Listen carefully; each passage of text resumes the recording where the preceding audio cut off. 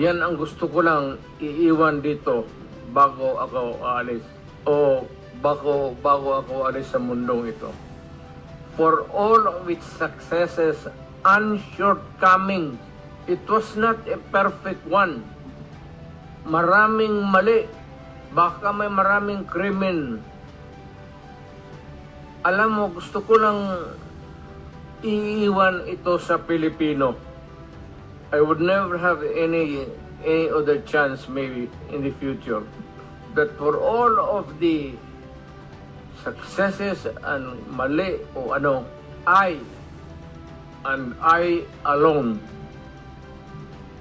take full legal, moral responsibility. Yan ang iniiwan ko sa inyo.